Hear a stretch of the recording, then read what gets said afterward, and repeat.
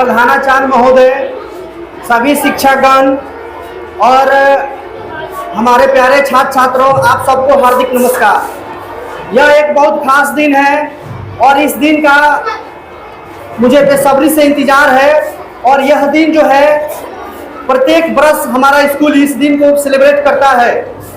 और आज 5 सितंबर है और आप सबको जानकारी के लिए मैं बता दूं कि इस दिन का मेरे हृदय में बहुत ही विशेष महत्व रखता है। और मैं आप सबको जानकारी के लिए बता दूं कि मैं इस स्कूल में मुझे आए हुए 8 मंथ हो गया और मैं 1 फरवरी 2024 को इस स्कूल में ज्वाइन किया था और तब से मुझे इस दिन का बहुत बेसब्री से इंतजार था। और इसके पहले भी आप सब जो है, आप सबके समक्ष मुझे टीचर्स डे पर कुछ कहने का, कुछ विचार प्रकट करने का मुझे अवसर प्राप्त हुआ है। और मैं यह आज का दिन जो है बहुत सौभाग्यशाली मानता हूँ। हालांकि इसके पहले भी मैं जिस स्कूल संस्थान में पढ़ाता था वहाँ पर भी मुझे इस प्रकार का आयोजन में, कार्यक्रम में मुझे भाग लेने का मौका मिला करता था।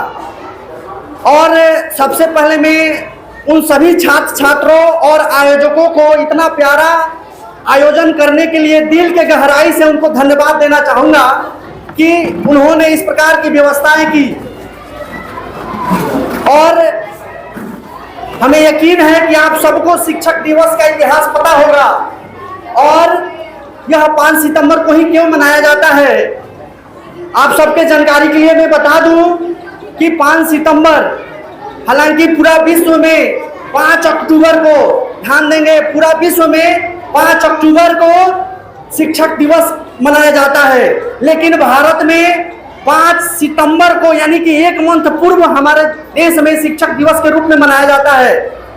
क्योंकि इसी दिन 5 सितंबर 1888 को डॉक्टर सर्वपल्ली राधाकृष्ण का जन्म हुआ था और उन्होंने अपने शिक्षा के क्षेत्र में बहुत ही ख्याति प्राप्त किया थे। और उन्होंने शिक्षा के क्षेत्र में उन्होंने नोबेल प्राइज भी प्राप्त किए थे। और आप सबको जानकारी के लिए बता दूं, डॉक्टर सर्वपल्ली राधाकृष्ण का जन्म तमिलनाडु के तिरुतनी, जो कि वर्तमान में तिरुवल्ली जिला में स्थित है, वहां उनका जन्म हुआ था। बच्चों, प्यारे बच्चों, आप सबको मैं बता देना चाहूंगा कि हमारा स्कूल प्रत्येक वर्ष शिक्षा दिवस के रूप में मनाता है। और आज का जो भी हमारा समय है, जो भी उत्सव हम लोग कर रहे हैं, उस सभी उत्सव को मैं प्यारे बच्चों के लिए चरणों में समर्पित करता हूं।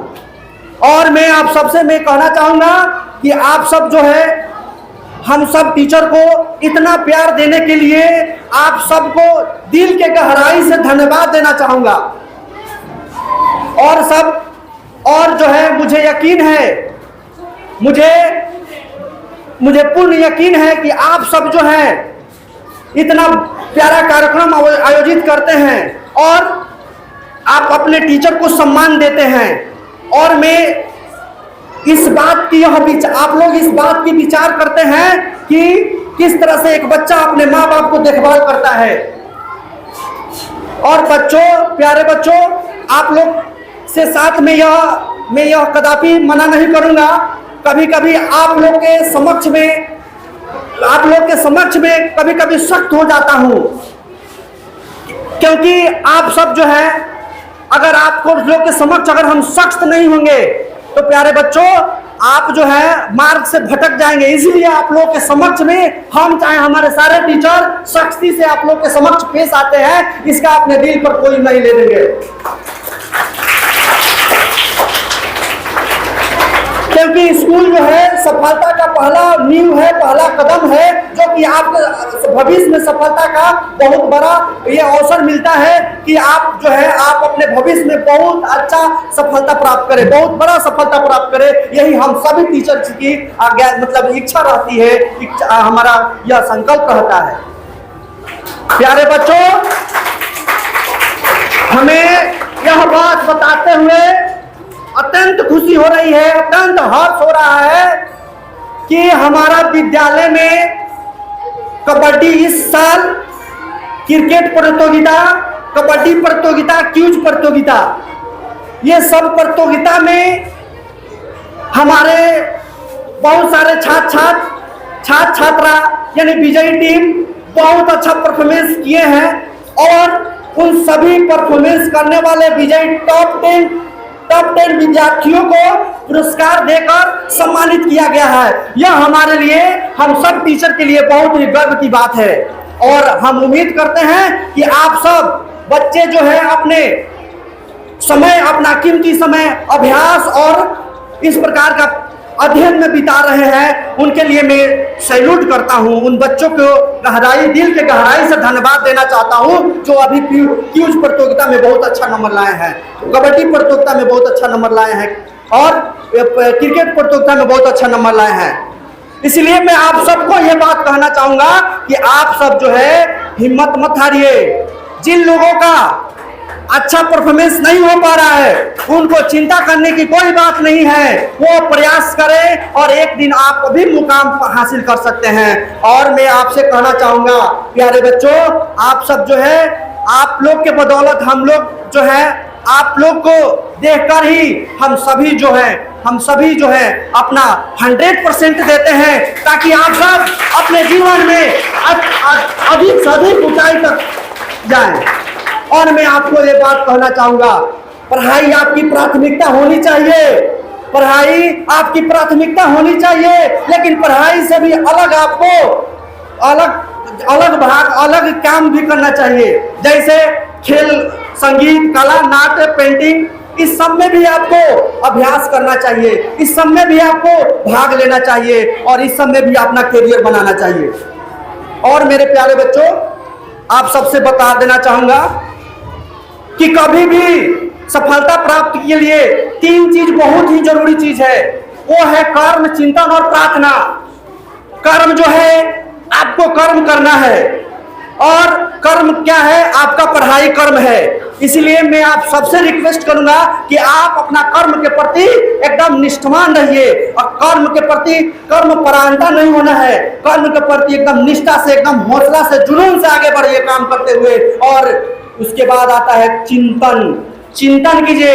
एक होता है चीता, एक होता है चिंता, तो चीता नहीं, चिंतन कीजिए। चिंतन, क्या कमी रह गया है, कैसे हम आगे बढ़ेंगे, उस चीज को आप नोट कीजिए और उसमें जितने भी बुराइयां हैं उस सभी बुराइयों को निकाल फेंकिए और उन सब बुराइयों को जड़ से उखाड़ फेंकिए और पुनः कसम खाइए कि वो जो चीज जो है आपके दोबारा जिंदगी में नहीं आए। और मैं आपसे एक और चीज कहना चाहूंगा कि जिस प्रकार से आपने कर्म किया, चिंतन किया और प्रार्थना नहीं किया, तो मेरे भाई और बहनों और मेरे सभी शिक्षक, सभी स्टूडेंट, आप सबसे मैं कहना चाहूंगा कि कर्म चिंतन अधूरा है प्रार्थना के बिना।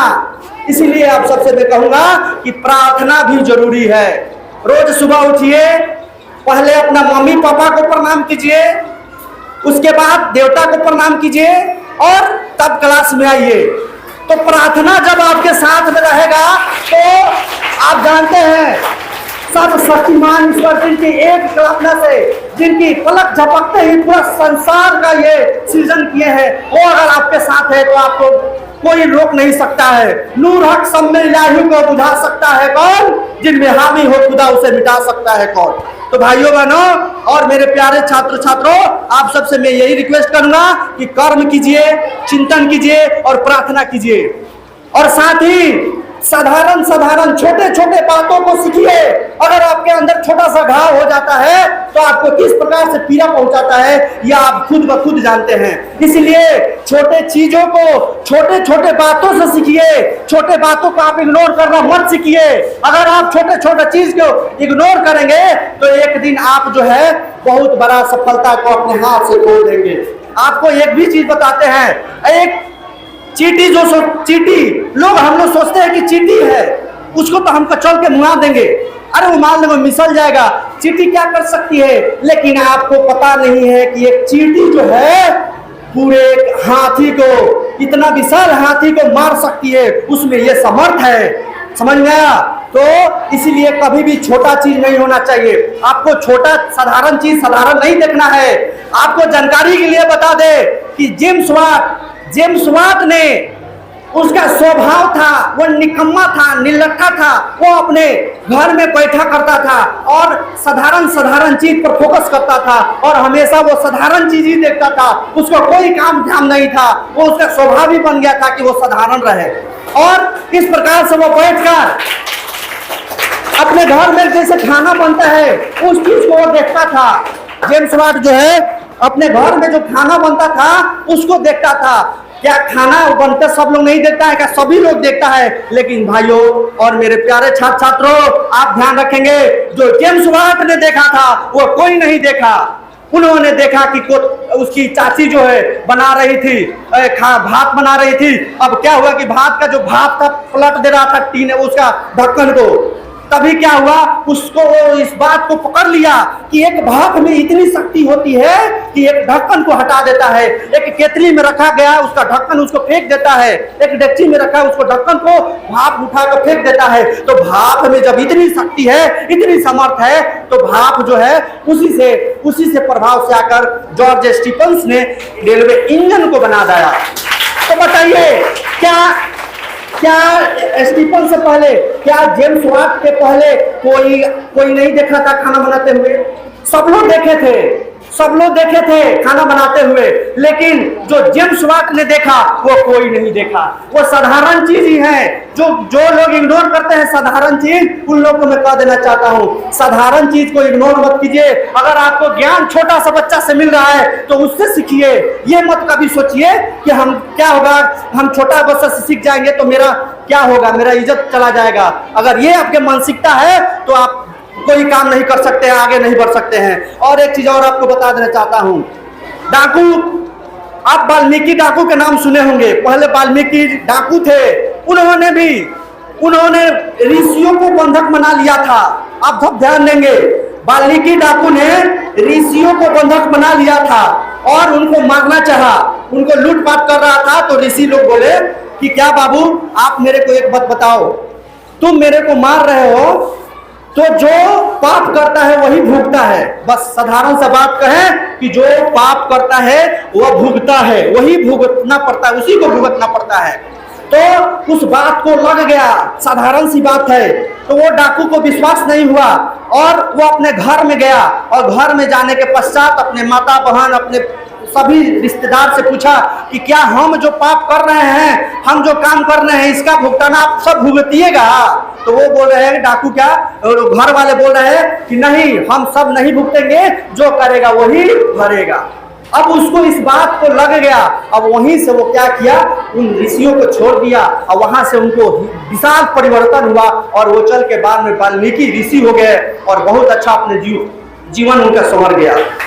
तो बाबू, इस प्रकार से आपको मैं यही सूचना दूंगा कि आप जो है काम कीजिए, आपका जो कर्तव्य है उससे कभी भी कर्तव्य से आप हटिए मत। अपना कर्तव्य को है हमेशा दिलो जान से कीजिए। और मैं समय की पाबंदी को मद्देनजर रखते हुए मैं ये कहना चाहूंगा कि नदी को बहने के लिए, सत्य को कहने के लिए शपथ की जरूरत नहीं होती। सत्य को कहने के लिए शपथ की जरूरत नहीं होती। नदी को बहने के लिए रास्ते की जरूरत नहीं होती। और जो बढ़ते हैं मजबूत इरादों के साथ, उनको सफलता पाने के लिए किसी रथ की जरूरत नहीं होती, किसी रथ की जरूरत नहीं होती। इन्हीं चंद लाइनों के साथ मैं आप सब तमाम छात्र छात्रों को मैं एक बार फिर से नमस्कार करता हूं, हार्दिक अभिनंदन करता हूं और प्यारे गुरुजनों को मैं भी नमस्कार करता हूं। इसी के साथ मैं अपने वाणी को यहीं पर विराम करता हूं। धन्यवाद। जय हिंद, जय भारत।